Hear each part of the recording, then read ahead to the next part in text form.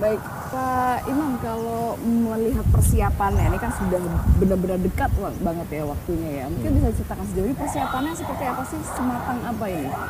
Alhamdulillah Mbak Lulu, kerjasama semua kementerian dan lembaga betul-betul solid.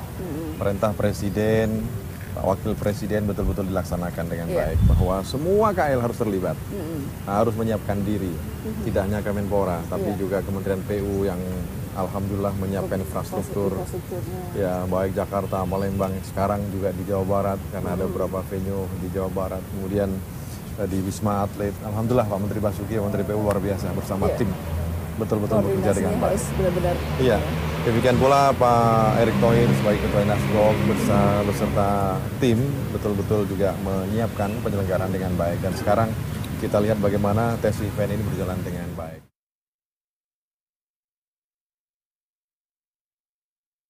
Tentu kita akan mencari tahu dengan tes event ini, di mana letak kekurangan kita. Baik itu dari sisi infrastrukturnya, penyelenggaraan, dan tentu dari sisi atlet. Atlet, saya sendiri bersama Pak Ketua KONI dan pimpinan cabang olahraga juga terus melakukan persiapan dan bahkan tes event kita juga jadikan momentum untuk melihat bagaimana kemampuan atlet kita. Nah, artinya Alhamdulillah persiapan Asian Games ini sudah on the track, dan saya berterima kasih kepada seluruh kementerian, Pak Kapolri, Panglima TNI, dan semua termasuk pemerintah DKI, Provinsi Sumatera Selatan, Provinsi Jawa Barat, dan seluruh masyarakat Indonesia yang berpartisipasi. Kalau bicara mengenai koordinasi, tadi kan juga kalau bicara di Jakarta dan Palembang gitu, apakah ada permasalahan gitu, masalah kendala untuk entah itu komunikasi? Ya, karena ini momentum pertama bagi Asian Games. Karena di Asian Games nggak ada 2 kota. Iya, biasanya kan 1 kota saja gitu bahkan kan. Indonesia ini 3. Iya. Jakarta, Jawa Barat, ya? Palembang, dan Jawa Barat. Ya, tapi ya Alhamdulillah karena koordinasi dilakukan secara terus-menerus. Ya, tentu masih ada waktu beberapa bulan ini. Kita akan terus menyempurnakan bagaimana koordinasi kita dengan Palembang, dengan Jawa Barat.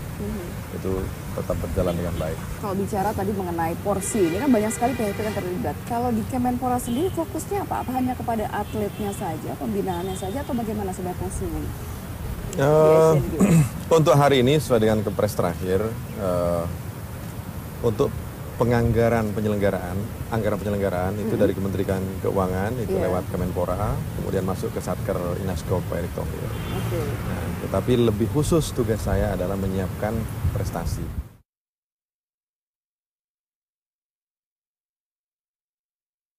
Jadi infrastruktur Pak Menteri Basuki dengan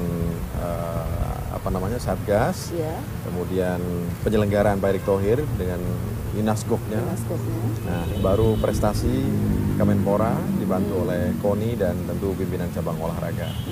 Tapi fokus ke atlet. Ada target tertentu yang ingin dicapai dari Kemenpora ini untuk Asian Games? Kalau bicara target? Ya, Mbak Lulu, saya kira semua masyarakat Indonesia ingin kita ini menjadi tuan rumah yang baik sebagai penyelenggara. Iya, itu pasti. Tapi juga bagaimana infrastruktur menjadi legacy bagi anak bangsa ke depan.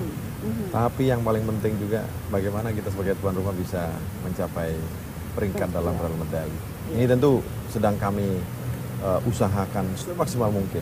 Seluruh cabang olahraga, para atlet, para pelatih, dan semua pelaku-pelaku olahraga betul-betul menyiapkan ini semua dalam pelatnas. Nah, kita sudah masuk ya dari sudah masuk, dan bahkan ada hal baru di mana pembiayaan pelatnas itu biasanya di akhir bulan. Tapi sekarang dibalik atas perintah Pak Presiden, Pak Wakil Presiden, ini dibalik di awal bulan.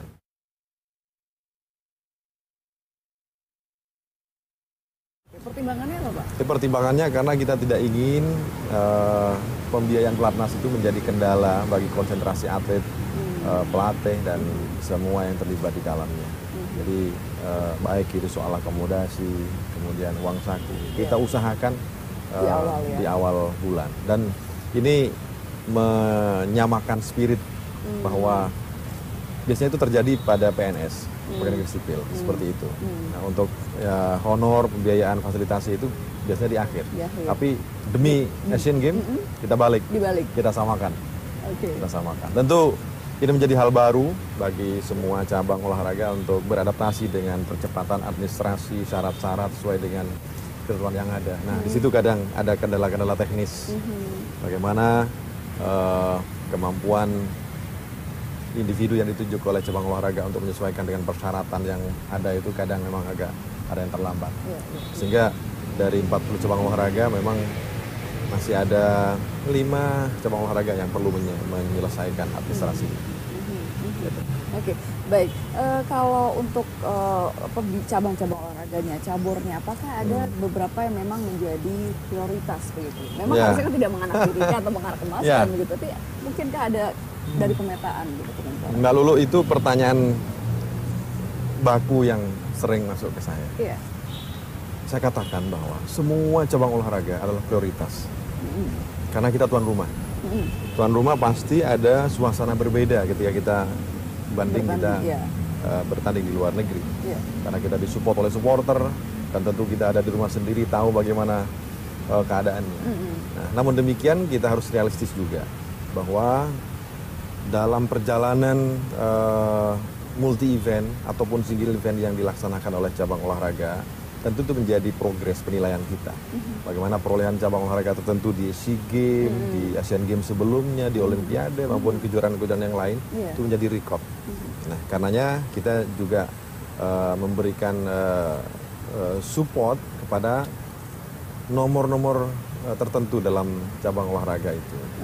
Karena tidak semua cabang olahraga katakanlah membuat target perolehan medali emas. Mungkin dari sekian nomor mereka hanya target 1-2. Nah, itu yang sedang kita fokuskan. Baik. Dan kalau bicara tadi mengenai fasilitas gitu untuk atlet, termasuk salah satu dari Wisma Atlet ini sejauh ini bagaimana nih untuk? Beberapa hari yang lalu Pak Wakil Presiden, Ibu Menko PMK, Mbak Puan meninjau ke sana. Iya, betul. Saya bersama Menteri PU Pak Erick Thohir dan semua kita melihat di sana. Memang tes event ini tujuannya untuk melihat kekurangannya. Nah, di Wisma Atlet katakanlah dari sisi ketersediaan kamar sudah cukup. Meskipun juga ada yang mengatakan terutama atlet basket ya, ini mestinya kamarnya kurang panjang karena kami ini tinggi gitu. Tentu Pak Menteri Basuki mencatat itu. Kemudian bagaimana fasilitas parkir. Kalau hari ini kira-kira sekitar berapa 500 bis yang masuk untuk tes event ini. Padahal nanti kalau Asian Games itu bisa 3.000-an bis. Bagaimana fasilitas parkir dan lain sebagainya. Tentu ini menjadi evaluasi, termasuk dining hall, ruang makan yang luas. Karena sekarang kita siapkan di bawah, tentu tidak cukup untuk dilaksanakan di Asian Games. Harus dibuat sendiri. So far so good lah. So far so good ya.